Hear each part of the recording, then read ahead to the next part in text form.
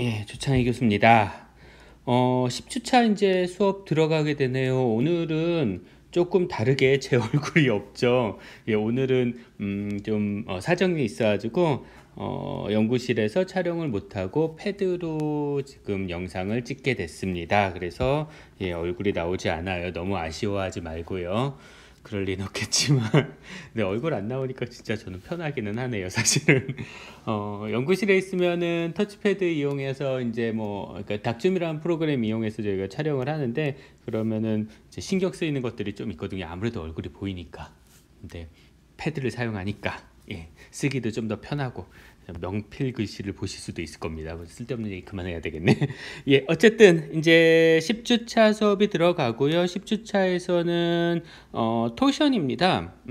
글씨체가 바뀌었네요. 아마 MS 워드, MS에서 한 거랑 지금 이거는 이제 아이패드니까 좀 글씨체가 호환이 안 되나 보네요. 자, 유니폼 토션이고요. 토션이라고 하는 건 비틀림을 의미를 해요. 빨래 짜는 거 생각하시면 될 겁니다. 그래서 빨래 짜는 것처럼 이렇게 비틀어지는 거, 어떤 가장 대표적으로 축이죠. 자동차 엔진에 있는 뭐 샤프트 같은 것들, 그런 것들이 다들 비틀림을 받는 그러한 물체들이 될 것이고요. 그런 비틀림을 받는 물체들은 경우에는 어떻게 되느냐, 그거에 대해서 얘기할 게 오늘 수업 시간에 할 얘기가 되겠습니다. 한 가지 결론적인 걸로만 한 가지 말씀드리면요. 이 토션에서는 비틀림이라고 그랬었죠, 제가. 자, 비틀림에서는 뭐만 발생하냐면 전단만 발생을 해요. 예. 전단만 발생을 합니다. 다시 말해서 여기서는요. 수직응력 이제 신경 쓰지 않으시면 돼요. 그러니까 우리가 2단원의 축방향 하중이었었죠. 축방향 하중을 따져줄 때는 뭐를 따져줬냐면은 수직응력만 따져줬어요. 전단 없었죠. 이것만 있었습니다. 3단원은 비틀림이에요, 우리. 비틀림. 자, 비틀림에서는 전단 응력만 따져주시면 됩니다. 자, 타워만 이것만 있습니다. 다른 거는 없어요. 수직응력, 뭐 다른 거라고 말해봐야 수직응력 하나밖에 없죠. 수직응력은 없습니다. 전단응력만 있다. 그거 기억해 주시면 될 거고요. 그래서 여기서는 전단응력만 발생을 하니까 비틀렸을 때 전단응력 얼마나 발생하는지 그것만 신경을 써주시면 될 것 같아요. 자, 그 다음에 축이 이렇게 있으면은 이 축을 비튼다. 자, 비튼다. 뭐 이렇게 비트는 거, 그러면 그 반대 방향으로 비틀어야 되겠죠. 반대 방향은 시계 방향 왼쪽에서 봤을 때 얘가 반시계 방향으로 도는 건데 저도 헷갈리네요. 자, 이렇게 비틀리는 게 되겠네요. 자, 이렇게 했을 때 비틀림이 발생을 하는 거고요. 자, 이렇게 비틀림이 발생을 하려면은 양쪽 방향으로 이 축을 회전을 시켜야 될 겁니다. 그래서 회전을 시키는 회전력이 필요해요. 회전력을 우리가 뭐라고 배웠냐면 앞에서 토크라고 배웠었죠. T라고 표현하는. 그래서 이 토크에 의해서 전단이 발생을 하는 겁니다. 그러면 전단에 대한 식은 다 토크에 대한 식으로 표현이 되도록 하겠죠. 그러니까 2단원에서는 재료가 이렇게 있으면 재료가 축 방향으로 인장이든 압축이든 이런 힘을 받고 그것으로부터 수직응력이 나온다라고 하면, 이 3단원에서는 축이 이렇게 있을 때 이 축이 뭐 이런 식으로 비틀림을 받게 될 거고 토크를 받게 될 거고, 그 토크에 의해서 전단이 발생을 한다라고 생각을 해주시면 되는 얘기가 될 거예요. 그리고 오늘 할 거는 간단하게 유니폼입니다. 균일 토션이거든요. 그러면 불균일 토션도 있는, 토션이 불균일로 발생을 할 수도 있습니다. 비틀림이 불균일로 발생을 할 수도 있는데, 균일하지 않은, 그러니까 언유니폼이죠. 언유니폼 토션 같은 경우는 다음 시간에 다루게 될 것이고요. 오늘 할 거는 그냥 균일 토션에 대해서만 다룰 거예요. 그냥 단순하게 토션이 이렇게 토크가 발생을 했을 때 재료에 이렇게 토크가 발생을 했을 때 두 가지를 따져줄 겁니다. 얘가 얼마일까? 요거 따져주시고요. 우리 수직응력에서 축방향 하중이 작용을 하게 되면은 시그마만 따져주지 않았죠. 여기에다가 플러스 뭐 따져줬어요? 변형되는 변형량 따져줬잖아요. 비틀림에서도 변형량을 따져줘야 되겠죠. 수직응력에서의 축방향 하중에서 2단원에서 변형량을 따져줬던 거랑 마찬가지로 비틀림에서도 타워만 시어 스트레스만 따져주는 게 아니라 여기다가 플러스 변형되는 변형량을 따져줘야 되는데 변형량이 비틀림 쪽에서는 어떤 길이 방향으로 변형이 일어나는 게 아니잖아요. 비틀어지는 거죠. 비틀어진다는 얘기는 우리가 동그란 물체가 있을 때 이 지점이 요만큼 이동을 하는 겁니다. 그러면 그랬을 때 이동한 각도가 어떻게 되느냐? 비틀어진 각도. 그래서 변형량은 여기서는 비틀림 각입니다. 그래서 우리는 비틀림각 파이 요 두 가지를 여러분들 구하실 수 있으면 돼요. 오늘의 목표는 이겁니다. 그러니까 단순하게 축에 정말 단순한 그림이 나와요. 단순한 축에 그러니까 샤프트에 토크가 가해지게 되면은 샤프트에 토크가 가해지게 되면 그때 시어 스트레스가 얼마냐, 그 다음에 비틀림 각이 얼마냐, 토션 앵글이 얼마냐, 그 두 가지만 여러분들 찾아주시면 되는 얘기예요. 공식만 알면 되지 않을까 싶기는 한데 뭐 공식의 유도 과정도 간단하게 말씀을 드릴 텐데요. 유도 과정이 그렇게 이렇게 복잡하게 나오지는 않을 겁니다. 복잡하게 요구하지는 않을 거예요. 자, 그러면 본격적으로 수업을 들어가 보도록 하죠. 자, 토션입니다. 비틀림이라고 얘기를 하고요. 자, 봉의 길이 방향 축에 대해서 회전을 일으키려고 하는 모멘트, 우리는 모멘트로 얘기하지 않고 토크로 얘기했죠. 그래서 토크에 의해서 비틀림이 발생을 하는 거고요. 사용 예시로는 스크류 드라이버라든가 구동축, 차축, 프로펠러축, 조향장치 봉, 드릴 비트, 드릴 비트라는 거는 드릴 날 같은 거 얘기를 하는 게 드릴 비트입니다. 그래서 그림에 보시면은 자동차에 있는 이 자동차는 사륜구동 아니면은 후륜구동 자동차인가 보네요. 앞바퀴가 있고 여기가 뒷바퀴입니다. 그래서 앞바퀴에 엔진이 있죠. 보통 엔진은 자동차는 앞쪽에 있어요. 물론 우리 아주 좋은 차,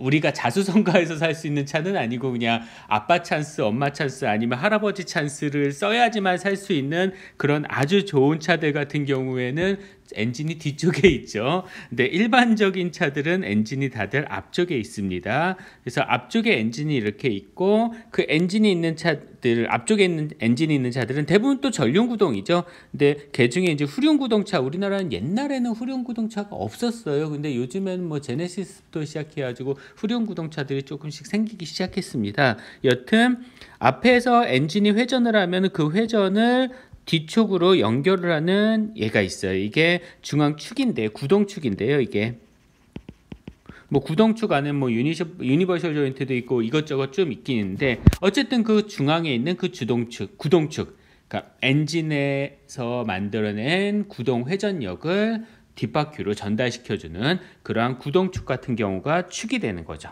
그 다음에 뭐 가운데 있는 뭐 그림은 뻔히 아시는 그림이죠. 이거 자동차가 됐다. 비행기 왜 배입니다. 뭐 보트라든가 그런 거에 프로펠러에 있는 축이에요. 아마 이 정도 배면은 글쎄요, 그렇게 큰 배는 아니고요.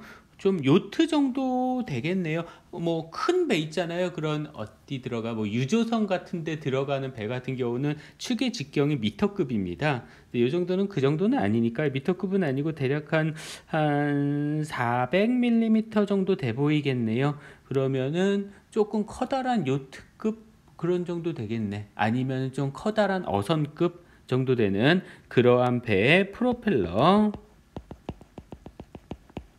이게 구동축이 되는 거고요. 그 다음에 옆에 보시는 거는 항공기죠. 가장 오른쪽에 있는 거 항공기 프로펠러에 있는 구동축. 자, 이런 축들이 다들 비틀림을 받는, 토션을 받는 그러한 축이라고 보시면 될 거예요. 당연히요. 우리 1단원에서도 1단원 정리 문제 숙제였었죠. 2단원에서도 2단원 정리 문제 숙제였었죠. 그 숙제 내주면서 실제로 적용이 되는 사진을 찍어 오시라고 제가 말씀을 드렸어요. 문제 낼 때. 3단원도 마찬가지입니다. 토션 단원도 마찬가지로 문제를 낼 거고요. 그러니까 이런 것들이 토션이 작용하는 그런 물체구나 라고 봐주시면 되겠네요. 그러면 나중에 숙제하실 때 조금 도움이 되시겠죠. 아무래도. 참고로 예전에 작년에 이런 숙제를 내줬더니 많은 학생들이 선풍기 날개 모터 축 가지고 많이 하더라고요. 예. 네, 하나 힌트 드린 거고요. 가급적이면 좀 안 했으면 좋겠어요. 모터축 같은 거 너무 간단하잖아. 좀 다른 거, 색다른 걸 좀 찾아봤으면 좋겠어요. 여튼 그건 그렇고요. 자, 토션을 얘기를 하려면 먼저 토크에 대해서 얘기를 해야 됩니다. 토크요. 비틀리 모멘트라고 하죠. 자, 다시 말해서 어떤 물체가 있으면 이 물체에 힘이 가해지고 그리고 그 힘까지의 수직거리를 R이라고 하면 물체가 회전할 때 토크 값은 힘에다가 거리를 곱해서 계산을 해주시면 될 것 같습니다. 자, 이 교재에서는요, 토크 값을 계산을 할 때 그냥 토크라는 건 힘에다 거리 곱하시면 돼요. 그래서 힘에다 거리 곱해서 계산을 해주시면 되는 거고요. 그게 이제 양쪽으로 가해지게 되면은 그림에서 보시는 것처럼 요 위에 있는 그림입니다. 양쪽으로 가해지게 되면은 T1이라는 토크랑 T2라는 토크, 여기 얘가 만드는 토크랑 이게 만드는 토크가 있겠죠. 그래서 T1이라는 토크랑 T2라는 토크가 이런 식으로 더해지게 되는데, 자, 지금 이 그림 보시면요. 요거에 대해서만 볼게요. T1이라는 토크가 가해지는 걸 보시면은 막대기가 이렇게 있고요. 그 다음에 여기서부터 여기까지의 거리가 문제에서 T1이라고 주어졌어요. 그리고 이쪽 방향으로 P1, 그 다음에 뭐 반대 방향으로 P2라고 주어졌습니다. 그러면 회전 중심은 여기거든요. 그러면 엄밀하게 따지면은 얘 2분의 D1이에요. 그 다음에 이것도 2분의 D1입니다. 그래서 토크 값은 P1 곱하기 2분의 D1 플러스 P2 곱하기 2분의 D2 이래서 P1이죠. 또 죄송합니다. P1이에요. 또 죄송합니다. P1 힘의 크기는 똑같았었죠. 그래서 어떻게 되는 거냐면 P1 곱하기 D1이라고 쓴 겁니다.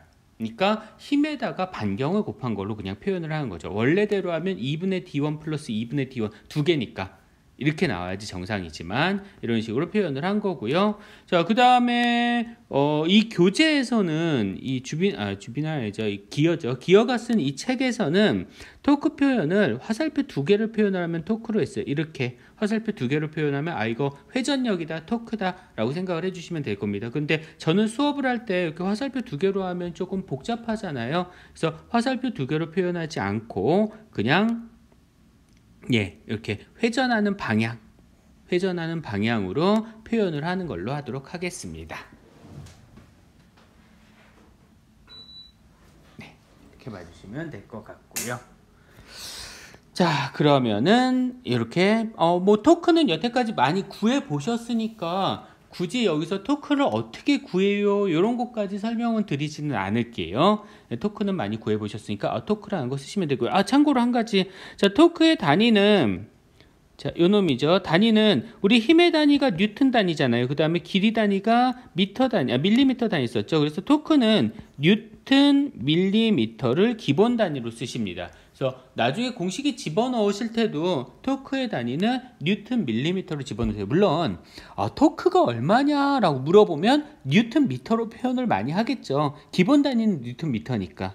근데 그냥 우리 시계에다 집어넣을 때는 길이 단위를 밀리미터 단위로 하기로 정했으니까 뉴턴 밀리미터로 하는 걸로 할게요. 단위 다시 한번 정리를 해볼까요? 자, 우리 단위 단위 정리입니다. 자, 다시 한번 단위 정리를 해보는 거예요. 지금 일단 길이 단위가 있고요. 그 다음에 면적 단위가 있습니다. 그리고 오늘 나올 게 있는데요. 오늘 극관성 모멘트라는 게 있어요.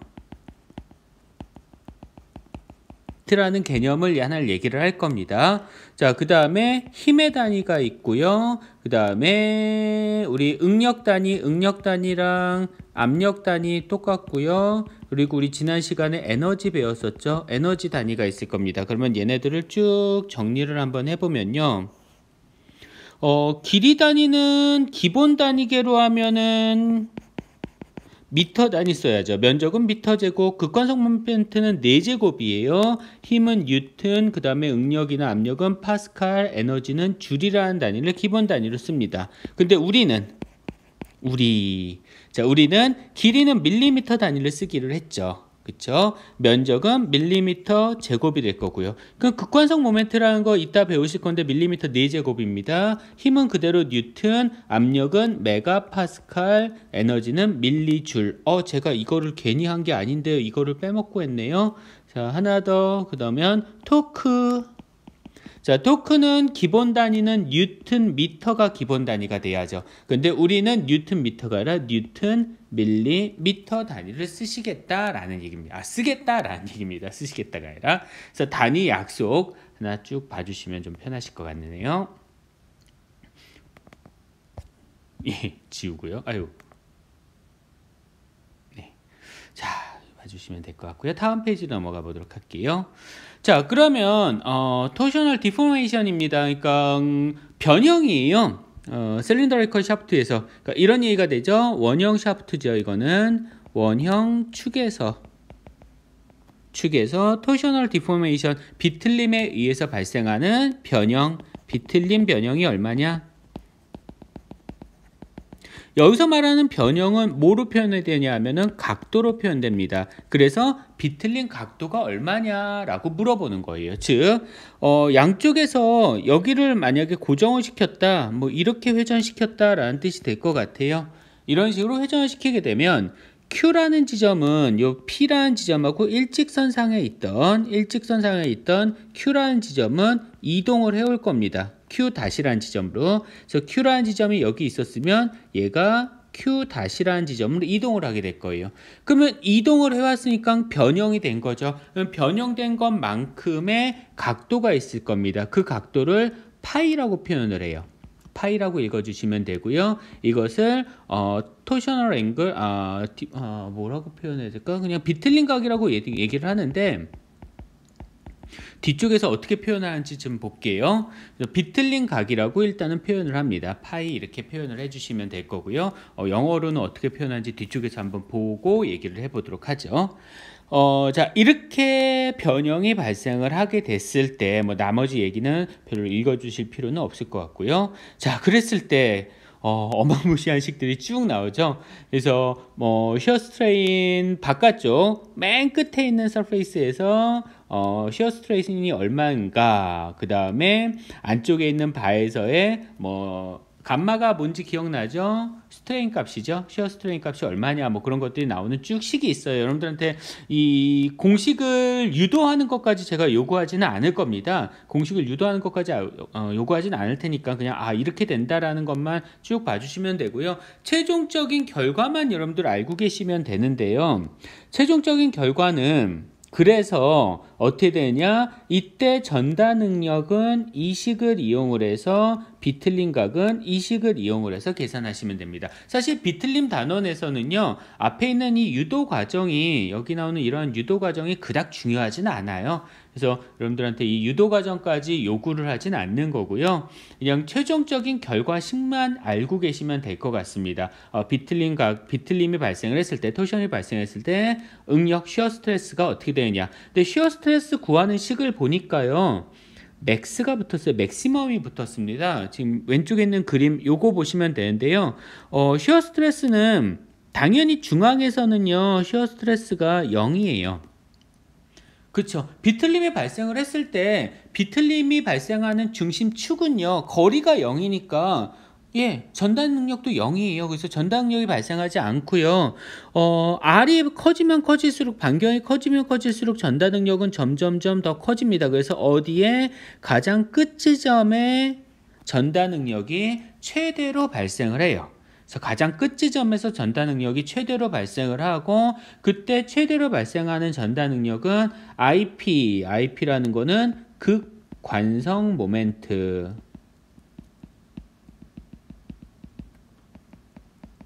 폴러 모멘트입니다. 폴러 모멘트 오브 이너셔. 죄송합니다. 아유, 또 빼면 못다. 예. 이너셔요. 폴러 모멘트 오브 이너셔라고 부르는 거고요. 국간성 모멘트는 뒤쪽에서 구하는 식을 알려드리도록 하겠습니다. 자, t 값은 토크죠. 토크고요. r 값은 반경이고요. 레디어스 혹은 이제 절반 다이아메타의 절반 값 가지고 계산해 주시면 될 겁니다. 단위는 제가 말씀드린 대로 자 그러면 다시요. 시어 스트레스는 최대 맥시멈 시어 스트레스 값은 IP 분의 T 곱하기 R인데 자 그러면 T는 토크니까 뉴턴 밀리미터 단위가 될 거고요. 얘는 단위가 밀리미터입니다. 요거는 단위가 밀리미터 4제곱이라 그랬죠. 그러면 밀리미터에서 밀리미터 제곱이니까 4제곱이면은 결국 합쳐서 뭐가 돼요? 뉴턴 퍼 밀리미터 제곱 남죠. 요 4제곱 있으니까 위에 분모의 4제곱 분자의 2제곱 그러면은 분모에만 2제곱이 남게 되겠죠. 그래서 뉴턴 퍼 밀리미터 다시 말해서 메가 파스칼. 그래서 얘는 단위가 메가 파스칼 단위로 표현이 되시면 될 겁니다. 자, 그 다음에 이때 비틀린 각은 GIP 분의 TL로 표현을 해주시면 될 거고요. 자, 뭐 T는 토크 마찬가지로 요건 그대로 쓰던 토크가 되실 거고요. L은 길이가 되죠. 자, 토크는 단위 뉴턴 밀리미터, 길이는 밀리미터. 축의 전체 길이에요. 축의 전체 길이가 영향을 받죠. 축의 전체 길이가 길면 길수록 그만큼 비틀린 각도 더 커질 겁니다. 그렇잖아요. 기다란 애가 더 잘 비틀리잖아요. 짧은 애보다. 그래서 기다란 애가 더 잘 비틀리니까 그런 얘기가 될 거고요. 그 다음에 IP 값은 폴라 모멘트 오브 이너셔. 어차피 똑같은 거고요. 극관성 모멘트. 못 보던 게 하나 있을 거예요. 보신 분 기억나시는 분 있을지도 모르겠는데 아마 못 보신 분들이 더 많을 것 같아요. 전단 탄성계수죠. 탄성계수. 우리 전단에서의 후계 법칙 위에 있네요. 전단에서의 후계 법칙 있었잖아요. 거기서 나온 시어 모듈러스 오브 일레스티. 시어 모듈러스만 보통 표현을 하는데요. 시어 모듈러스 그걸 얘기를 하는 겁니다. 일반적으로 스틸이 한 80기가파스칼급 될 거예요. 스틸 같은 경우가 이렇게 대략 한 80기가파스칼 정도 나오는 이런 전단 탄성 계수입니다. 요거를 넣어서 계산해 주시면 돼요. 그래서 최종적으로 여러분들 기억하셔야 되는 식 2가지 요놈이랑 요놈 기억을 꼭 해주도록 하시고요. 뭐 어차피 제가 문제풀이를 쭉 할 테니까 그때 보시면서 이렇게 계산하면 되는 거구나. 계산이 그닥 어렵지는 않습니다. 그리고 한 가지요. 그러면 이때 비틀린 각은 뭐로 나오느냐 조심하셔야 되는데요. 라디안으로 나옵니다. 디그리로 표현되는 거 아니에요. 라디안으로 나오는 거예요. 당연히 숫자로 나오니까 라디안으로 표현되겠죠. 그래서 이때 비틀린 각은 라디안으로 표현되고요. 디그리로 바꾸고 싶으시면은 라디안보다 디그리가 더 크니까 파이분의 180을 곱하시면 되네요. 그거 좀 이따가 다시 문제 풀면서 말씀을 드리도록 하겠습니다. 자, 극관성 모멘트예요. 극관성 모멘트 IP로 표현을 하고요.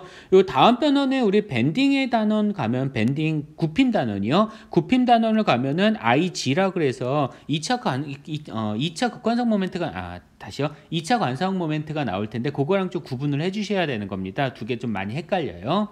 자, 극관성 모멘트를 계산하는 식은 이렇게 표현이 되고요. 인테그럴 로우 제곱의 dA, 그러니까 로우는 여기서 밀도입니다. 밀도를 면적에 대해서 적분을 해서 표현을 해주시면 돼요. 근데 제가 환경이 적응이 안 됐더니만 미쳤나 봅니다. 밀도래요. 다른 거하고 헷갈렸습니다. 밀도가 아니고요. 곡률입니다.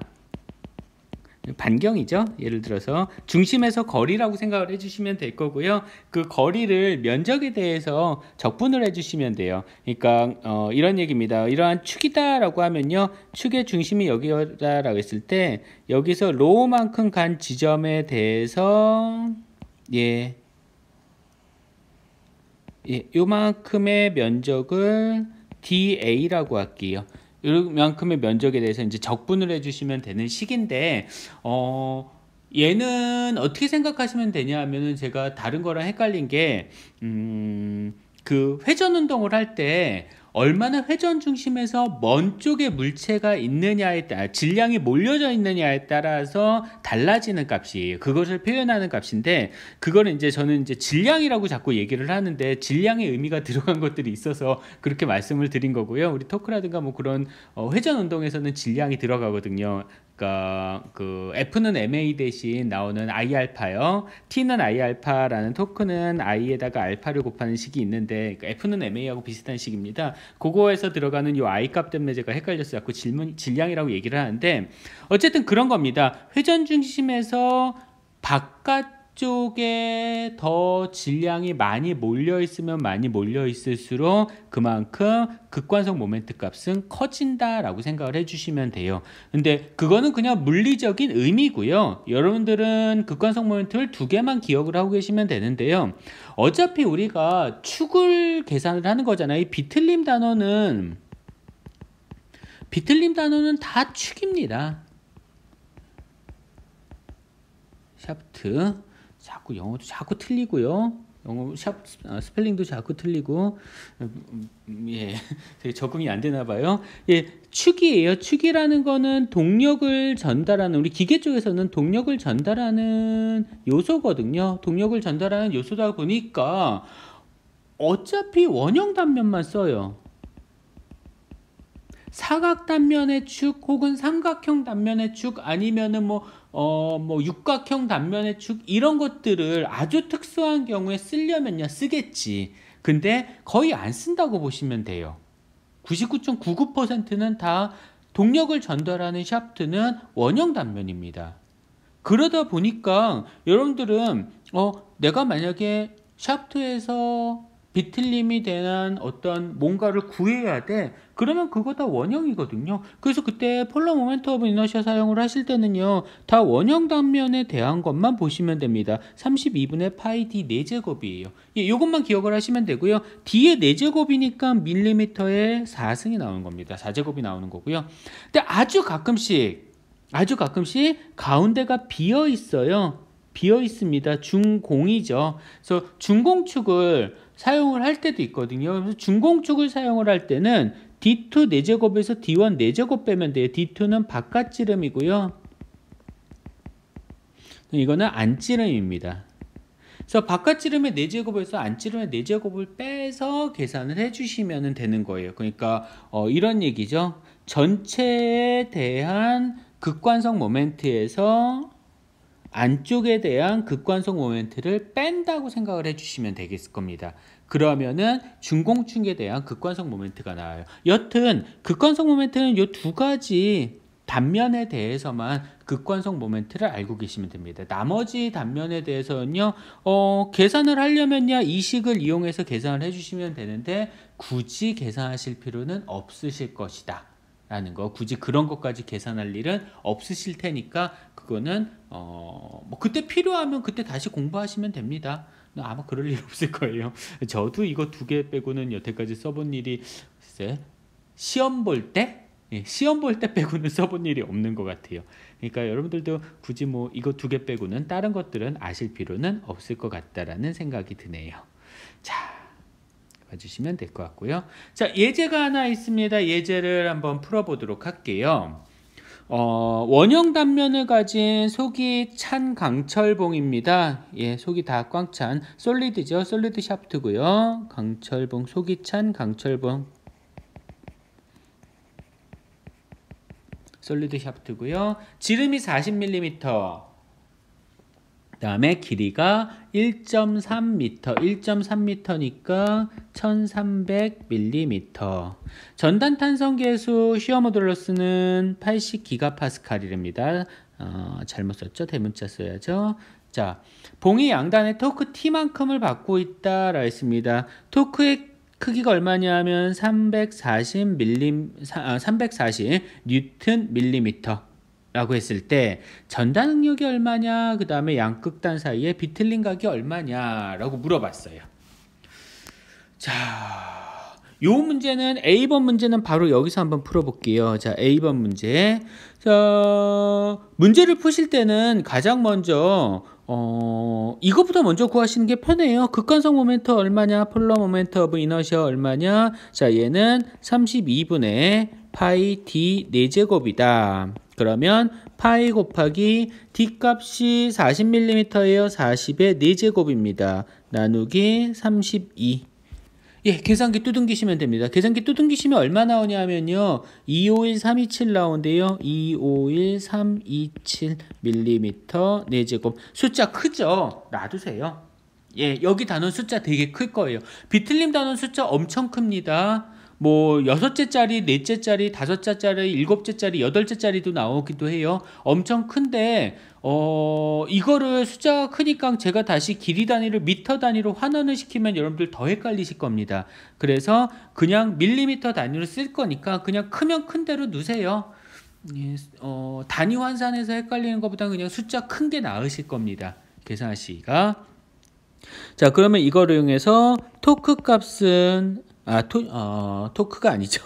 시어 스트레스죠. 맥시멈 시어 스트레스 값은 얼마냐? 얘는 IP 분의 T에다가 R을 곱한 것과 같다. 자, 문제에서 주어진 토크는 340입니다. 340 뉴턴 미터죠. 이거는 340에다가 0 3개 더 붙이셔야죠. 뉴턴 밀리미터를 집어넣으셔야 되니까. 밀리미터 집어넣으셔야 돼요. 그래서 340에다가 0 3개 더 붙이시고요. 그 다음에 지름이 40mm니까 이거로부터 반경은 20mm라는 거 아실 수 있겠죠? 그래서 20mm. 그 다음에 폴러 모멘트 오브 이너시아는 251327. 예. 계산해 주시면은 얘 얼마 나오냐? 27 나옵니다. 단위는 메가 파스칼. 그러면 예. 시어 스트레스 값 찾았죠. 자, 마지막으로 양끝단 사이에 비틀린 각은 얼마냐? 비틀린 각은 GIP 분의 T에다가 L을 곱한다. 자, 숫자 넣는 거 잘 보세요. 토크 값이 340 뉴턴 미터니까 밀리미터로 바꾸니까 0 3개. 길이는 1.3m니까 1300mm 나누기 G 값이 80 기가파스칼. 기가파스칼 뭘로 바꿔야 돼요? 80 0 3개 더 붙이셔야죠. 메가파스칼로 바꾸셔야죠. 0 3개 더 붙이시고요. 그 다음에 IP 값은 폴러 모멘트 오브 이너시아는 251327. 예, 숫자 많이 커요. 숫자 크다고 이거 계산기로 두둥겨 보셔야 됩니다. 계산기가 계산하잖아요. 자, 요 계산하시면 얼마 나오냐 하면요. 자, 각은 당연히 또 작게 나오죠. 0.022 나와요. 0.02입니다. 라디안이에요. 예. 그래서 이렇게 나옵니다. 그러면 극관성 모멘트, 그 다음에 시어 스트레스, 그 다음에 비틀린 각, 토셔널 앵글, 비틀린 각. 그래서 요 세 가지를 이렇게 찾아주시면 될 거고요. 나 라디안 쓰기 싫어. 비틀린 각 계산할 때 라디안 쓰기 싫어. 디그리 쓸 거야. 디그리 쓰려면은 우리 이거잖아요. 파이 라디안이 180도잖아. 그래서 디그리로 바꾸려면은 곱하기 둘 중에 하나죠. 여러분들 이거 이렇게 생각하시면 좀 편합니다. 자, 이거를요. 되게 외워서 막 하려고 하지 마시고요. 어차피 라디안을 디그리로 바꾸거나 라디안을 내가 디그리로 바꾸고 싶어. 그러면 라디안에다가 곱하기 뭐를 곱해서 디그리가 되는 거잖아요. 이렇게 디그리가 되는 거죠. 도가 되는 거죠. 자, 그것에서만 생각하시면 됩니다. 파이가 180이잖아요. 그러면 여기다 곱하는 게 여기다 곱할 게 파이분의 180이야? 아니면은 180분의 파이야? 요거죠. 둘 중에 하나겠지. 파이분의 180 아니면 180분의 파이잖아. 반대로 디그리를 라디안으로 바꾸는 것도 마찬가지로 파이분의 180 아니면 180분의 파이잖아요. 그러면 이거를요 외우려고 하지 마시고요. 그냥 이해하세요. 이렇게 이해하시면 되게 편합니다. 헷갈릴 일 없을 거예요. 이렇게 이해하시면 절대로 헷갈릴 일 없이 앞으로 틀릴 일 전혀 없으실 겁니다. 어떻게 이해하시면 되냐? 라디안이 커요? 디그리가 커요? 그것만 생각하시면 돼요. 숫자적으로 봤을 때. 요 단위 빼고 숫자적으로 봤을 때 파이는요. 파이가 180도냐. 파이 라디안이 180도잖아. 파이는 숫자로 봤을 때 3.14잖아. 얘는 180이고. 그러면 라디안 숫자로 봤을 때 라디안이 큰 숫자야? 아니면 디그리가 큰 숫자야? 그것만 생각하시면 되죠. 라디안이 큰 숫자야? 디그리가 큰 숫자야? 디그리가 더 큰 숫자죠. 그러면 라디안을 디그리로 바꾸려면요. 숫자가 커져야 돼요. 숫자가 커지려면 파이분의 180을 곱하는 게 더 커지겠어요? 180분의 파이를 곱하는 게 더 커지겠어요. 그거를 생각하시면 헷갈릴 일이 없을 겁니다. 외우실 필요 없어요. 이거는 이렇게 생각하시면 돼요. 즉 나는 답이 0.02 라디안이 나왔는데 이걸 내가 디그리로 바꾸고 싶어. 디그리로 바꾸고 싶으면 숫자가 커져야 되잖아. 숫자가 커져야 되니까 어떻게 돼야 돼? 파이분의 180을 곱해야지 숫자가 커지겠죠. 180분의 파이를 하면 곱하면 숫자가 오히려 작아지잖아. 그래서 파이분의 180을 곱하면 디그리로 바뀔 거고요. 요 계산하시면 1.3 정도 나옵니다. 그래서 1.3도 이렇게 표현을 해주시면 되겠네요. 자, 이렇게 A번은 풀고요. B번 문제 볼게요. 자, 허용 전달 능력이 42메가파스칼이래.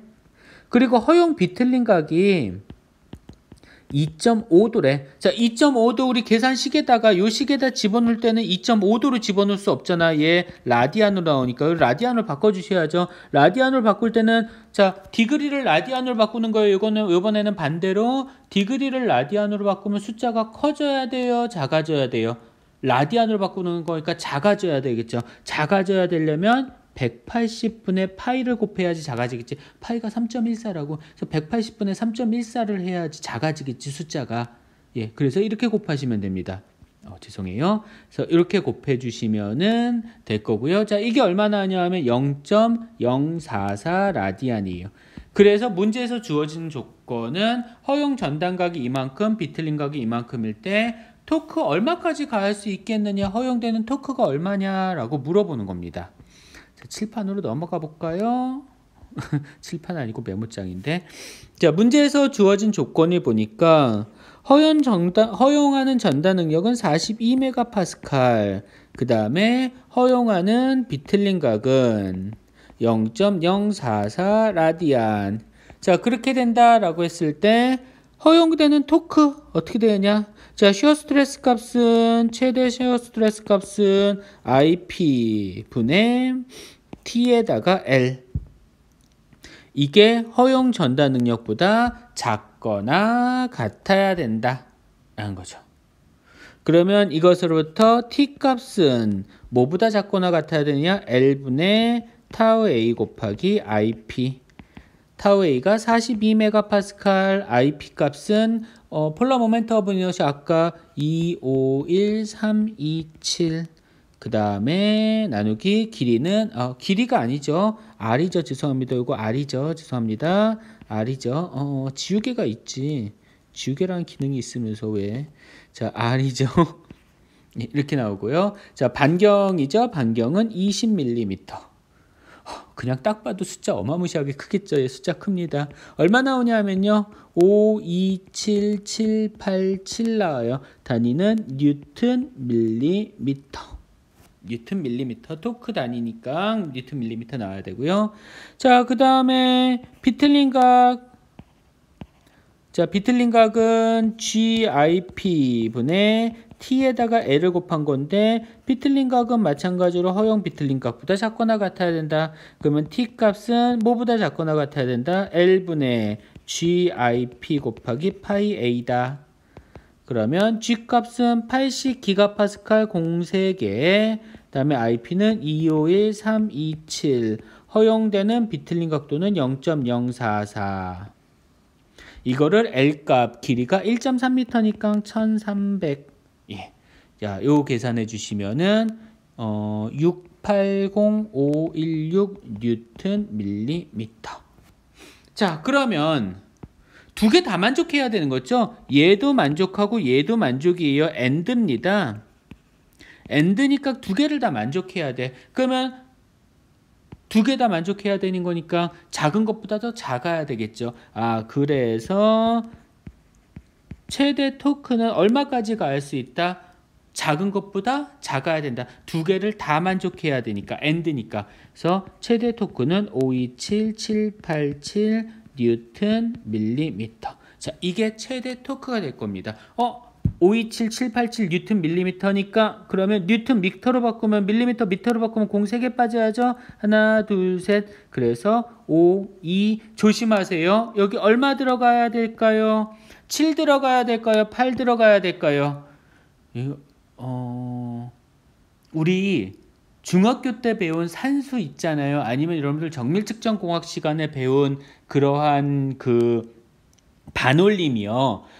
늘 맞는 건 아닙니다. 그런 것들이 늘 맞는 건 아니라는 거 기억을 해주세요. 제가 여기다가 여기서 반올림을 해야 되네. 여기서 반올림 해야 되네. 반올림하면 528. 자, 제가 여기서 528 뉴턴 미터가 최대 토크야. 이거 이상 넘어가면 안 돼 라고 얘기를 하면요. 실제로는 넘어가지 말아야 되는 건 이건데 제시된 게 어때요? 숫자가 더 크죠. 어떻게 보면 사실 큰 의미는 없는 얘기인데 아주 쪼잔한 얘기인데 사실 이거 하나도 생각은 해주셔야죠. 이만큼의 생각은 있어야지. 무조건 반올림하는 게 아닙니다. 여러분들 무조건 반올림하면요 커지죠. 그러니까 다시 한번 여기다 정리를 할게요. 자, T 맥시멈 값은 527787 뉴턴 밀리미터야. 얘를 반올림을 할 거야. 내가 그냥 편하게 뉴턴 미터로 표현할 거예요. 그래서 이거를 그냥 T 맥시멈 값이 528 뉴턴 밀리미터야다 라고 얘기를 하면은 안 된다고요. 틀렸다고요. 왜냐하면은 이거를 넘어가면 안 되는 건데 그거보다 더 크게 제시를 했잖아요. 그러니까 무조건 반올림이 아닙니다. 정상적으로 하면은 이렇게 나와야 되는 거죠. T 맥시멈 값은 527 뉴턴 미터. 이렇게 해야지 문제에서 원하는 설계 조건을 만족시키는 거죠. 사실 528 뉴턴 미터라고 해서 크게 문제되진 않거든요. 1 뉴턴 미터 정도 따위야. 뭐 이런 기계에 있어서 이게 무슨 문제가 돼요. 길이가 아주 지름이 40mm짜리 40mm짜리 샤프트인데요. 이거는 무슨 야구방망이 같은 그런 샤프트인데 그 샤프트에 1 뉴턴 미터짜리가 뭐 얼마나 의미가 있겠어요. 큰 의미 없습니다. 솔직히 말하면은 큰 의미는 없는데 우리 공부하는 입장이잖아요. 공부하는 입장이니까 이게 다르다라는 거는 여러분들 알고 계셔야죠. 그게 지금은 이거는 뭐 별 차이 없지만 나중에 가면 이게 또 문제가 될 수 있는 상황도 분명히 있으니까 그래서 이런 것들이 문제가 된다라는 거를 알고 계시는 게 좋을 것 같습니다. 한 가지 이해를 좀 해주세요. 자, 이렇게 해서 두 번째 B번 예제까지 풀어봤습니다. 뭐 계산하시는 게 어렵지는 않죠. 그냥 공식에 넣어서 계산하면 되는 거니까 계산하는 게 그닥 어렵지는 않을 거예요. 공식만 쓰시면 되는 거니까. 다만 이제 숫자가 좀 크니까 숫자가 큰 거 좀 그것만 좀 생각을 해주시면 될 것 같습니다. 숫자가 크니까 계산하실 때 신경 쓰셔서 0을 어떻게 넣을까 그런 것들 좀 신경 쓰셔서 계산을 좀 해주셔야 될 것 같습니다. 자, 다음 페이지로 넘어갈게요. 뭐 지금 보시는 것들이 프로펠러 샤프트 아니면은 크랭크 샤프트 어디에 들어가는 베슬 큰 배에 들어가는 그런 크랭크 샤프트라든가 아니면은 그런 것들 보여주는 거예요. 그냥 예시로 보여드리는 거고요. 두 번째 예제입니다. 오늘 아마 수업 시간에는 예제를 제가 2개를 풀어드릴 건데요. 두 번째 예제가 지금 나왔네요. 자, 두 번째 예제 보시면요. 강철로 원형 단면을 가진 중실축과 속이 빈 원형 튜브를 만들려고 한다. 자, 축은 1200 뉴턴 미터 1200 뉴턴 미터 공 3개 더 붙이셔야죠. 뉴턴 밀리미터 고요. 허용 전달 능력은 40 메가파스칼. 그다음에 허용 비틀림 각은 0.75도 0.75도 곱하기 180 죄송합니다. 맞죠?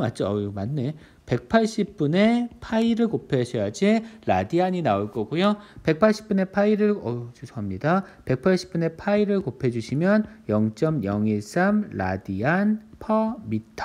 1미터당 이만큼을 초과할 수 없다. 그러면 우리 그냥 길이를 1000mm 1m로 가정을 하죠. 그러면 비틀린 각은 요거 뗄 수 있잖아요. 그냥 미터 단위니까 0.013도 벗어날 수 없다. 이렇게 얘기를 해버리죠. 그다음에 전단탄성 계수는 78기가파스칼. 자, 내가 이거를 이렇게 되는 축을 설계를 하려고 하는 거예요. 지금 이 문제는 설계 문제입니다. 네, 이 문제를 얘를 설계를 하려고 하는데요. 중실축으로 설계를 하고 싶은 거예요. A부는 중실축 솔리드입니다. 그래서 솔리드 샤프트로 설계를 했을 때 그러면 이 두 개의 조건, 첫 번째 조건은 이거, 두 번째 조건은 이건데 이 두 개를 다 만족하려고 하면은 중실축의 직경을 얼마로 해야 되느냐가 첫 번째 질문. 그 다음에 튜브를 사용을 하고 싶어요. 그러니까 B번과 같은 중공축을 쓰고 싶어. 튜브라는 거는 중공축을 쓰고 싶어요.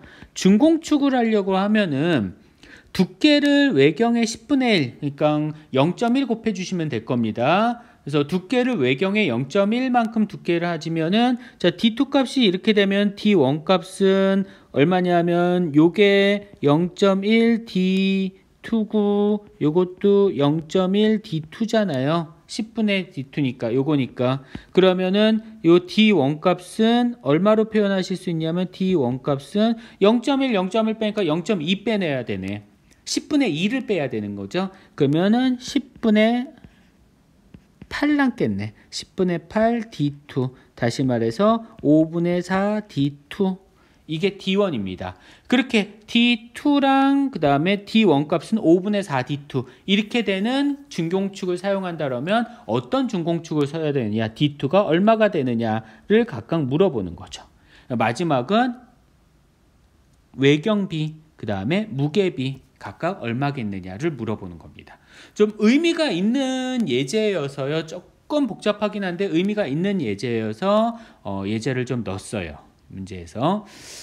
자, 그러면 문제를 한번 풀어보도록 할게요. A번부터 풀어볼 건데요. A번은 그냥 요 페이지에다가 풀어보도록 하겠습니다. 자, A번 문제 보시면요. 아닌가요? A번은 그냥 여기다 풀어도 관계없을 것 같아요. A번 여기다 볼게요. 자, 전달 능력은 허용 전달 능력보다 작거나 같아야 되겠죠. IP분의 T에다가 R을 곱한다. 자, 얘는 토크 곱하기 R은 2분의 D0입니다. 중실축이니까요. 이거분의 32분의 파이 D0의 4제곱이에요.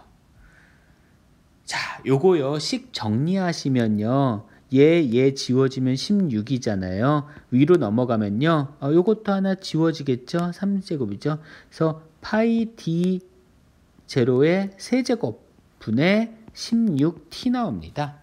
이렇게 나오시고요. 그러면 이것으로부터 D가 넘어가면은 그러면 D0 값은 크거나 같다. 파이 다시요. 파이 타우 A 분의 16T의 3루트로 바뀌겠죠. 요거는 공식을 그냥 외워주셔도 될 거예요. 공식 외워서 그냥 계산해 주셔도 되고요. 메모장으로 넘어갈 거겠네요. 3루트에 그러면 16 곱하기 토크는 1200에다가 0 3개 더 붙인 거 그다음에 파이 곱하기 허용 능력은 40메가파스칼 계산해 주시면 얼마 나오냐면 53.5 정도 나오네. 53.5 밀리미터. 자, 이게 허용 토크를 넘지 않기 위해서는 D 값이 53.5 밀리미터 이상 돼야 된다. 그 다음에 허용 각도. 자, 이거는 마찬가지로 GIP 분의 T에다가 L을 곱한 거니까 G 곱하기 32분의 파이 D 4제곱 D0의 4제곱 분의 TL이다. 그러면 이것으로부터 D0 값은 D0 자리 바꾼 다음에 뭐 이렇게 나온 거죠. 사실은 작거나 같아야 된다. D0 자리 바꾼 다음에 넘어가면은 파이 그 다음에 G 그 다음에 A 분의 32 곱하기 t에다가 L 이거의 4분의 1승. 예, 이렇게 표현이 되실 겁니다. 잘 이해 안 가시면 한번 정리를 다시 한번 해보시고요. 32 곱하기 1200에 0 3개 더 붙이시고 길이가 1000mm. 파이 곱하기 G는 78GPa 78GPa 0 3개 그 다음에 비틀린 값 0.013 이거에 4분의 1승 0.25승 4분의 1승이니까 자, 이거 계산하시면 얼마 나오냐면 58.9mm. 자, 두 개를 모두 만족해야 돼요. 모두 만족해야 되니까 결국 D0 값은 두 개 모두 만족해야 돼요. 53.5mm보다 커야 되고 58.9mm보다 커야 되잖아. 그럼 얼마보다 커야 돼? 58.9mm보다 커야 되겠죠? 58.9mm 즉 59mm 59mm라고 할게요. 그러면 예, 이 두 개의 조건을 모두 다 만족하려면 59mm 이상 돼야 된다. 자, 여기서 식이 두 개가 나왔는데요. 요 두 개씩 그냥 바로 문제가 직경 얼마냐, 비틀린 각이 얼마고 그 다음에 허용 응력이 얼마일 때 직경 얼마로 설계한 게 옳겠느냐라고 물어보는 문제들이 종종 나오거든요. 그러면 이 두 식 그냥 이용을 해주셔도 관계없습니다. 그냥 위에 있는 식에서 이렇게 유도를 해도 되고요. 아니면 밑에 있는 식을 그대로 이용을 해주셔도 무방하고요. 자, 그러면 일단 중실축은 59mm라는 거예요. 그러면 중공축일 경우는 어떻게 되느냐? 메모장으로 가서 한번 풀이를 해보도록 하죠. 자, 지금 허용 응력이 문제에서 주어진 허용 응력이 얼마냐 하면은 40MPa였습니다. 그리고 허용 비틀린 각이 얼마냐 하면은 0.013 라디안이었어요. 이렇게 라디안이었고요. 그래서 얘를 중실축을 사용을 한다라고 하면은 지름이 D인 중실축을 사용한다라고 하면 허용력은 IP분의 TL로부터 D 값은 D0 값은 D0죠. 자, 이거는 크거나 같아야 된다. 파이 타우 A분의 16T 유도에서 이렇게 들어간 거죠. 그래서 얼마였냐면 53.5mm였었고 그 다음에 이거는 GIP분의 T에다가 제가 자꾸 위에 있는 거 L을 쓰네요. 이러다 한번 틀리지. L 이것으로부터 유도를 하면은 D0 값은 크거나 같아야 된다.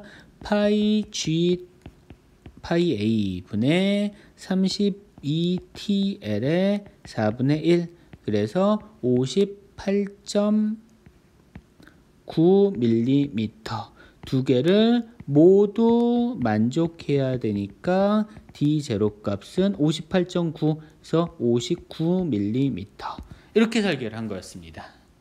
자, 그러면 두 번째는 이렇게 되는 거죠.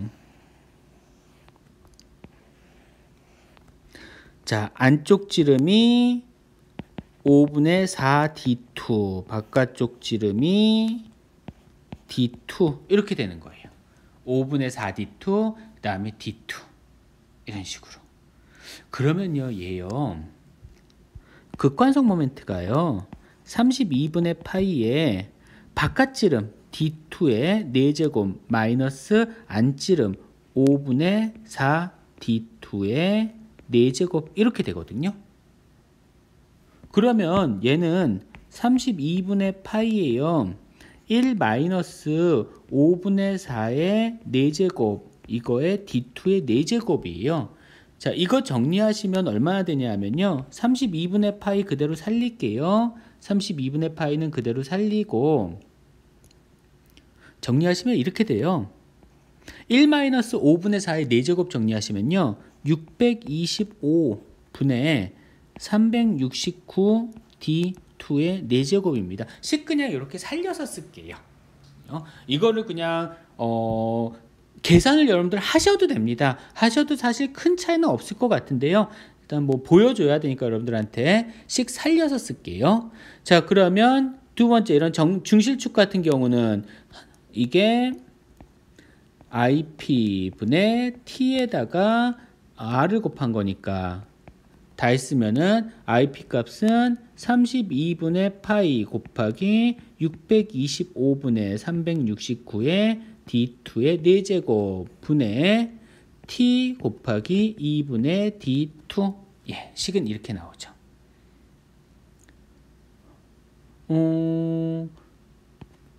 얘랑 얘는 늘 하던 대로 지우니까 16 하고요. 그 다음에 D2 3. 그래서 정리를 하면은 이렇게 식이 나오겠네요. D2에 같아야 된다. 자, 분모에 남는 거는 파이 곱하기 369 곱하기 요놈이랑 요놈 자리 바꾸는 거니까 타우 A 분의 625는 위로 올라가죠. 16도 위로 올라가요. 16 곱하기 625 곱하기 T 이거에 3루트 3분의 1승 이렇게 됩니다. 뭐 값은 넣으시면 되겠죠. 16 곱하기 625 곱하기 토크는 얼마였냐면은 1200에다 0 3개 더 붙이시고 그 다음에 파이 곱하기 369 곱하기 허용력이 40메가파스칼 40 이거에 3루트 즉 3분의 1승 이거 계산하시면요 얼마 나오냐면 63.7 밀리미터 나옵니다. 자, 마찬가지로 허용각도 이거는 작거나 같아야 된다. GIP G 곱하기 IP 값은 32분의 파이 곱하기 625분의 369 D2의 4제곱 그 다음에 T에다가 L 분자가는 깔끔하죠. 요거는 그러면 여기서 32랑 625는 위로 올라가면 될 것이고 그 다음에 얘랑 자리 바꾸면 될 것이고 그런 다음에 4제곱이니까 4제곱 뭐 4루트 씌워버리면 되고 그러면 결국은 D2라는 식은 이렇게 바뀌겠네요. G 곱하기 파이 곱하기 369 곱하기 자리 바꾼 파이 A 위로 올라간 32 곱하기 625 곱하기 T 곱하기 L 이거에 4분의 1승 되셨을까요? 예, 마찬가지로 값 넣으시면 됩니다. 값 넣으면요 이거 얼마 나오냐면요 67.2mm 나와요. 그래서 얘도 만족하고 얘도 만족하고 모두 만족을 해야 돼. 모두 만족을 해야 되니까 D2 값은 얼마가 돼야 돼? 67.2보다 크거나 같아야 되는 거죠. 예, 67.2보다 커야 되는 거니까 얼마 쓰셔야 돼요? 자, 여기서도 조심하세요. 67.2보다 크거나 같아야 되는 거니까 예, 68mm 돼야 됩니다. 67 아니에요? 요거 67 아니에요? 67 더 작죠? 작아지면 안 된다 그랬죠? 67.2mm보다 커야 되는 거잖아. 그런데 나 소수점 버리고 싶은 거잖아. 지금 하고자 하는 게. 그래서 67.2mm보다 커야 되는데 내가 소수점을 버리고 싶은 거니까 67mm라고 쓰시면 말이 안 맞는 거라고요. 68이라고 쓰셔야 됩니다. 그래서 D2 값은 68mm입니다. 아, 그러면은 A번 문제에서 구한 D0 값은 이거는 얼마였냐면은 59mm. 그 다음에 B번에서 구한 D2 값은 68mm. 당연히 중공축을 썼을 때 이러한 중실축을 쓴 것보다 이러한 중공축을 쓰게 되면은 더 두께가 더 지름이 커지는 거죠. 얘는 쓰면은 D0, 얘는 D2 이렇게 되는 거죠. 그래서 중실축을 쓰는 것보다 중공축을 쓰면은 더 큰 직경을 쓰시게 됩니다. 근데 중요한 건 이건 아니에요. 자, C번 문제 보시면 외경의 비하고 무게의 비를 구하여라 라고 했는데 자, 그러면 외경의 비는 외경비 D0분의 D2 값은 59분의 68이니까 요거는 대략 한 1.15배 차이가 납니다. 중실축을 쓰면 이렇게 되죠. 그런데 무게비는 결국은 면적비랑 똑같겠죠. 무게라는 건 면적에다 무게비라는 거는 다시 말해서 부피비잖아. 부피비는 면적에다가 부피는 면적에다가 길이를 곱한 거잖아. 근데 길이는 똑같을 테니까 결국 면적의 비율하고 똑같겠죠. 그러면 이 면적과 이 면적, 도너츠 모양이 이 면적, 내부 지름은 5분의 4 D2인 이 면적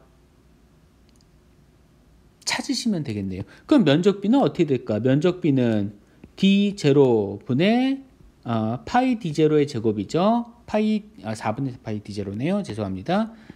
전체식을 다 써야 되니까 아니야. 예. 4분의 파이 D0의 제곱 분의 4분의 파이의 D2의 제곱 마이너스 D1은 5분의 4 D2의 제곱 이렇게 되는 거죠. D2의 제곱 마이너스 5분의 4 D2의 제곱. 자, 4분의 파이 D제곱 4분의 파이 D제곱 빠집니다.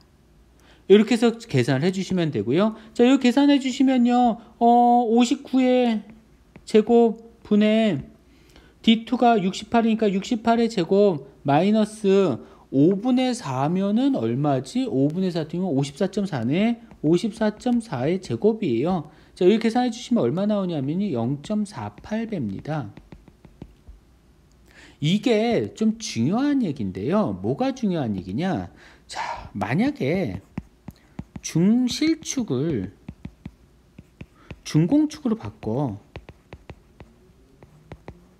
변경을 하면요.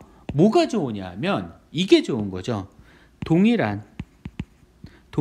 전다 능력 비틀린가 전달할 때 어떻게 되냐? 외경은 1.15배 손해보는 거죠. 내가 두꺼운 거 써야 되니까 외경은 1.15배를 손해를 보게 되는 거야. 그렇지? 지금 문제가 그런 거잖아요. 그러니까 위에서 보시는 바와 같이 중실축을 사용을 하게 되면 이런 중실축을 사용하면 똑같이 40메가파스칼의 허용 전단 능력 0.013 라디안의 허용 전단 각도를 전달을 시킨다라고 했을 때 59mm짜리 직경을 갖는 축을 쓰면은 해결이 되는 거예요. 근데 중공축을 사용을 하게 되면 나는 68mm짜리 축을 써야 되는 거야. 그러니까 외경에 있어서는 나는 공간적으로 1.15배 손해가 보는 거죠. 공간적으로. 이만큼은 손해를 보는 겁니다. 그런데 대신 뭐 해야 되는 거야? 무게는 0.48배가 되는 거지. 그러니까 무게는 어떻게 되는 거야? 이득을 보는 거예요. 이렇게 되는 겁니다. 그러니까 중실축을 사용한 게 아니라 중공축을 사용하는 경우는 이렇게 된다는 거예요.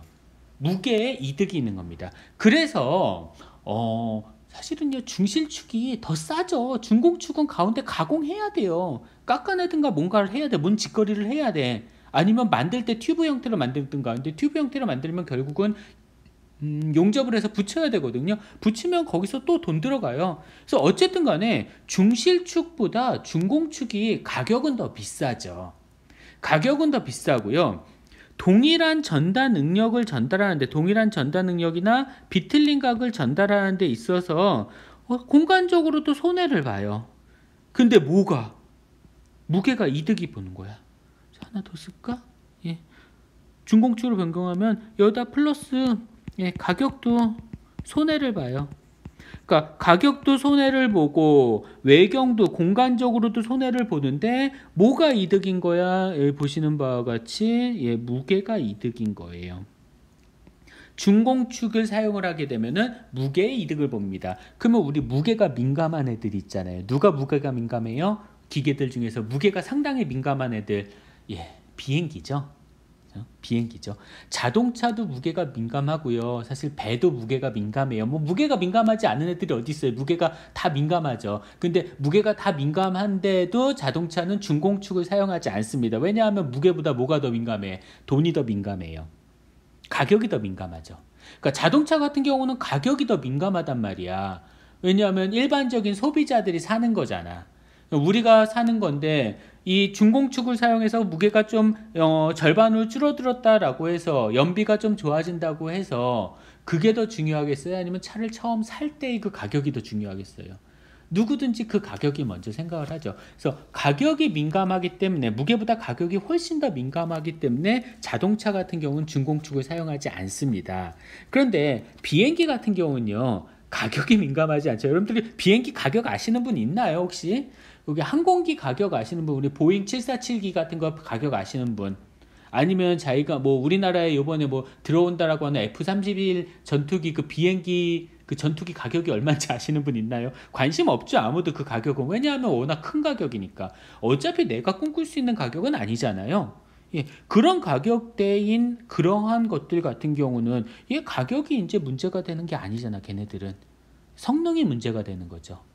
그러다 보니까 그런 것들은 무게를 줄이기 위해서 중공축을 사용합니다. 그래서 비행기 같은 경우는 무게를 줄이기 위해서 중공축을 샤프트로 사용을 하는 경우가 있습니다. 그 예시를 보여드리기 위한 그런 예제라고 보시면 될 것 같아요. 좀 기억을 해주셨으면 할 만한 예제예요. 풀이 과정이 조금 복잡하긴 하지만 기억을 좀 해주셨으면 좋을 만한 예제고요. 앞으로는 튜브에 대해서는 여러분들 중공축에 대해서는 계산할 일이 아마 거의 없으실 거예요. 우리 주변에서는 중공축을 사용하는 걸 그렇게 많이 보지는 못하실 거니까요. 비틀림 받는 샤프트로. 샤프트는 대부분 중실축을 사용을 하실 겁니다. 그래서 A번 문제 정도만 여러분들 푸실 수 있으시면 돼요. 실제 여러분들이 푸시는 거는 계산을 해보시는 거는요. 다만 B번하고 C번 문제도 풀이 과정을 한번 보시고 한번 연습을 해보시고 의미를 좀 이해를 해주시면 좋을 것 같습니다. 이거는 배 유조선에 들어가는 크랭크 샤프트라는 건데요. 아마 크랭크 샤프트 같은 경우는 2학기 때 기계요소 설계가 여러분들이 2학기 때 했나요? 내년 1학기 때 했나요? 잘 기억이 안 나는데 아마 교육과정이 바뀌어가지고 내년 1학기 때 있을 것 같은데 그때 좀 더 자세하게 배우시는 게 좋을 것 같아요. 어쨌든 간에 이제 컴플렉스하다라는 거 되게 좀 형상이 복잡한 형태의 배에 들어가는 그냥 가시거리를 한번 보실 만한 그러한 크랭크 샤프트입니다. 배 엔진에 들어가는 거예요. 이게 엔진이고요. 엔진 안에 들어가는 그런 크랭크 샤프트입니다. 엔진의 일부분이에요. 이게 엔진 아니고요. 이만큼 더 붙어야 됩니다. 위에 크랭크 샤프트 하나 들어가는 엔진 룸 밑에 있는 부분이에요. 일부분입니다. 자, 여기까지가 이제 진도 내용이 되실 것 같고요. 정리를 해드리자면 이렇게 되는 거죠. 여러분들 비틀림을 받는다 이런 축이 있을 때 축이 이렇게 비틀림을 받는다. 이렇게 비틀림을 받는다. 비틀림 토크를 T만큼 받는다라고 했을 때 최대 전달 능력은 끝부분에서 이렇게 있으면 이 끝부분에서 최대 전달 능력이 발생을 하고 그때 최대 전달 능력이 제일 궁금하죠. 이렇게 있을 때 여기서 끝부분에서 가장 크다라 했잖아. 이렇게 줄어드는 거였었잖아. 최대가 가장 중요하죠. 그게 가장 궁금하죠. 부서지면 뭐 때문에 부서져요? 이것 때문에 부서지잖아요. 이것만 알면 되는 거지. 이거는 폴라 모멘트 오브 이너셔 극관성 모멘트 분의 토크에다 반경을 곱한 거. 그 다음에 그때 비틀림 각은 GIP 분의 T에다가 L을 곱한 거. 일단 오늘은 여기만 알고 계시면 될 것 같습니다. 자, 그러면 문제를 한번 보도록 할게요. 오늘 내드릴 과제고요. 자, 프로스펙터, 핸드 파워드 윈치입니다. 핸드 파워드 윈치. 여기 손으로 하중을 가해서 얘를 회전을 시키는 그런 윈치고요. 근데 이때 P 값은 사실 관심 없습니다. 문제에서 P 값은 물어보진 않았고요. 자, 이걸 이용을 하는데, 얘가 다이아메터 가운데 있는 이제 중심축이에요. 중심축의 다이아메터가 얼마냐 하면은 15mm고요. 이렇게 됐습니다. 그 다음에 중심축에서 여기 로프를 달았는데 로프 달아서 무언가 웨이트가 걸리겠죠. 로프까지의 거리 B 값이 얘가 100mm라는 얘기예요. 그래서 얘가 지름이 다이아메터가 중심축 요 놈이요. 중심축의 다이아메터가 15mm. 그 다음에 W까지 그러니까 하중이 가해지는 지점까지의 거리가 100mm. 아마 요거는 토크 구하라는 얘기가 되겠죠. 요거 두 개 가지고 토크 값은 W에다가 B를 곱해서 토크를 계산하셔라 라는 문제가 될 겁니다. 그래서 B 값이 주어진 거고요. 자, A번 문제 같은 경우는요. 웨이트가 400N이야. 그래서 웨이트가 400N이다라고 했을 때 축의 가해지는 시어 스트레스랑 시어 스트레스가 얼마냐? 토션에 의해서 발생하는 시어 스트레스가 얼마냐? 그러니까 A번 문제는 만약에 이게 400N이야. 이게 400N이면 이것부터 뭘 구하시면 돼요? 토크값 구하시면 되죠. 토크 값은 W에다가 B를 곱하면 되니까 B는 100이라고 했었고요. 그러면 그 토크 값 구해서 뭘 찾으라는 거냐? 맥시멈 시어 스트레스 값이 얼마냐? 라고 물어본 겁니다. 이거는 IP분의 뭐예요? T에다가 R을 곱해서 계산하면 되죠. 문제에서 안 준 거 없죠? IP 값은 요거니까 IP 값은 32분의 파이 D 4제곱으로 계산하시면 될 거고요. 자, 그 다음에 B번 문제는 뭐냐면요. 자, 맥시멈 버켓 로드가 510. 야, W가 510N까지 가해줄 수 있어. 그러면 이것으로부터 이것도 이렇게 해서 계산하실 수 있죠. 최대 허용되는 토크값 계산하실 수 있겠죠. 그 다음에 이게 허용력이 65메가파스칼이래요. 그러면 이거 두 개 이용해서 뭐 구하라는 거야? 여기서는 미니멈 퍼미서블 엑셀 다이아메터. D가 얼마냐? D 최소값이 얼마냐? D가 얼마 이상이 돼야 되느냐? 앞에 풀었었던 요 문제랑 똑같은 문제입니다. 요거랑. 그래서 토크만 만족하면 되는 거니까. 토크만 만족해서 요거를 만족하는 얘 얼마냐라고 물어보는 거잖아요. 뭐 앞에 있었던 허용 토크 값이 32분의 파이 D 4제곱 분의 T 맥시멈에다가 곱하기 2분의 D 이렇게 해서 두두두두두 해서 하는 식. 앞에 있었던 식, 최종 결과식 뭐 D 값은 3루트에서 뭐 얘기를 했었잖아요. 그 식에다 그냥 넣고 계산해 보시는 거예요. 비틀린 각은 문제에서 고려하지 않았습니다. 그러니까 비틀린 각은 고려하지 않으셔도 돼요. 그래서 A번 문제하고 B번 문제 각각 맥시멈 시어 스트레스 값이 얼마냐 물어보는 거고요.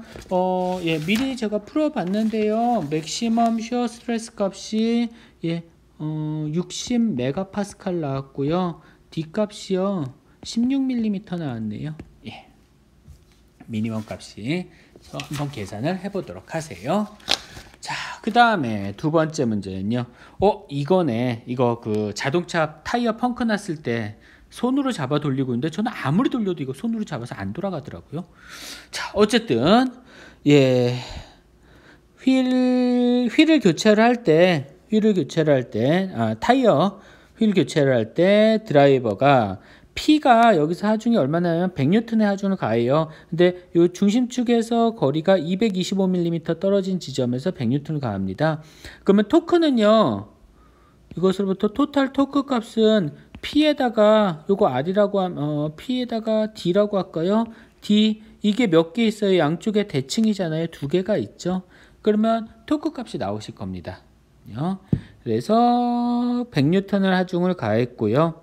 다음에 G 값은 78GPa, 이 샤프트의 G 값은 78GPa, 그 다음에 D 값은 12mm라고 합니다.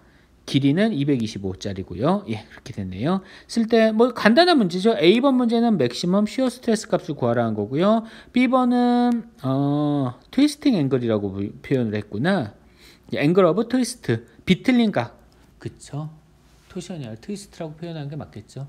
오늘 아주 미쳐가네요. 제가 환경 적응이 안 되네요. 트위스트 앵글이요. 앵글 오브 트위스트. 파이 값이 얼마냐. 그러니까 A번 문제 같은 경우는 맥시멈 시어 스트레스 값이 얼마냐라고 물어본 거고요. B번 문제 같은 경우는 토셔널 앵글 오브 트위스트, 트위스팅 앵글이요. 이게 얼마냐라고 물어보는 겁니다. 그냥 공식에 집어넣으시면 돼요. 어떻게? IP분의 TR. D가 주어졌으니까 R은 얼마인지 알잖아요. 그 다음에 IP 값 D가 주어졌으니까 계산하시면 되겠죠. 토크 계산하시면 되고요. 자, 이것도 마찬가지로 IP, G 값 주어져서 78GPa이라고 이거에다 TL, L이 문제인데요. 요 부분이 비틀리는 겁니다. 요 부분은요. 비틀림 없어요. 그럴 거 아니에요. 내가 여기서 잡아 돌리면요. 여기에 바퀴가 이렇게 있으면은 이 부분만 비틀리겠지. 이 부분은 비틀릴 이유가 없잖아요. 그러니까 비틀리는 길이 생각을 하실 때 그 길이라는 거 생각을 좀 해주도록 하시면 될 것 같습니다. 간단한 문제일 거고요. 아마 계산하시는데 얼마 안 걸릴 거예요. 저희 계산하시면 133메가파스칼 나오고요. 그다음에 요건 계산하시면 대략 한 3.7도 라디안으로 아마 나오겠죠. 얼마 라디안 나오겠죠. 디그리로 바꾸면 3.7도 정도 나오시게 될 겁니다. 예. 자, 그 다음에 마지막 예제네요. 뭐 이것도 어려운 예제는 아닌 것 같은데, 토크렌치라고 부르죠. 이런 거를 토크렌치인데, 토크렌치를 이용해서 소켓에다 바로 토크렌치를 연결을 못했나 봐요. 볼트에다 바로 토크렌치를 연결을 못해서 중간에 이렇게 커넥터를 연결한 겁니다. 그래서 이 커넥터 이 스틸 샤프트가 지름이 8mm, 그 다음에 길이는 200mm고요. allowable shear stress가 얼마냐 하면 60메가파스칼이래요. 60메가파스칼입니다. 그랬을 때 문제에서 물어본 거는 만약에 이게 60메가파스칼이면 그러면 그랬을 때 토크의 최대값이 얼마냐? 얼마까지 가할 수 있겠느냐가 첫 번째 질문입니다. 첫 번째 질문이에요. 그러니까 이거는 죄송합니다. 이게 아니죠. 타우 A 값이 작거나 이거는 IP분의 Tmax에다가 R이니까요. 그러면 이것으로부터 Tmax 값이 얼마인지를 찾아주시면 되는 거죠. 그냥 요거 여기로 넘어가고 요거 여기로 넘어가서 찾아주시면 되는 그런 문제고요. 그래서 Tmaximum 값이 얼마냐 하면은 6.03 뉴턴 미터. 뉴턴 미터예요. 밀리미터 아닙니다. 뉴턴 미터예요. 뭐 계산하신 결과는 뉴턴 밀리미터로 나오겠죠. 뉴턴 미터로 그냥 제가 써드린 거고요. 6030 뉴턴 밀리미터 이렇게 나올 거고요. 자, 그 다음에요.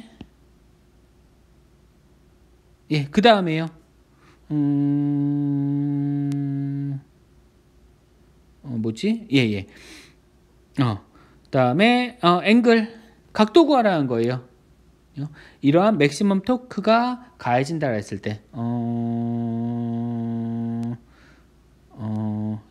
어떻게 표현을 해야 돼? 머리 안 도네 오늘. 자, 그러면 만약에 1대 때 비틀린 각이 얼마냐? 자, 이거 T 맥시멈에다가 L 곱해 주시면 될 겁니다. 이거 여기다가 집어넣으시면 되겠죠. 그러면 각도 나오실 거고요. 각도는 2.2도 나온대요. 그래서 이렇게 각각 계산해 주시면 될 것 같습니다. 그래서 숙제 3개고요. 과제 제출하시는 방법은 동일합니다. 우리 2단원 정리 문제가 이번 주까지죠. 이번 주 말까지 제출을 하시는 거니까요. 2단원 정리 문제도 좀 신경을 써서 작성을 좀 해주도록 하세요. 오늘 좀 환경이 바뀌어서 편하긴 한데 좀 적응을 못했네요. 막 오타도 나오고 말도 안 나오고 막 그랬네요. 좀 버벅거렸는데요. 수업이 죄송하고요. 다음 주는 정상적으로 좀 늘 하던 대로 할 수 있으면 좋겠네요. 그래서 글 쓰거나 얼굴 안 나오는 건 이게 편하긴 한데 또 너무 그렇죠. 라디오 보는 것 같죠. 어쨌든 간에 10주차도 여러분들 힘내시고요. 오늘도 고생 많으셨습니다. 수고하셨습니다.